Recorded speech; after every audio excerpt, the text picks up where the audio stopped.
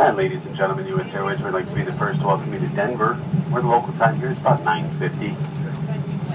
And for your safety and the safety of those around you, please remain seated with your seatbelt fastened and keep the aisle clear until we are parked at the gate.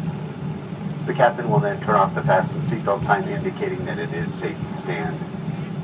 Please use caution when opening and removing items from overhead compartments, as articles may have shifted during flight. And the use of wireless communication devices such as cell phones and PDAs is now permitted. If you're making other connections here in Denver today on other U.S. Airways flights, please double check TV monitors throughout the concourse for the most current and up-to-date gate information, as gate information is always subject to change. On behalf of U.S. Airways and this Phoenix, Arizona-based flight crew, it's been a pleasure today traveling with you, and hope to see you again soon on a future U.S. Airways flight. Have a pleasant stay here in the Denver area, or wherever your final destination may be. Have a great day.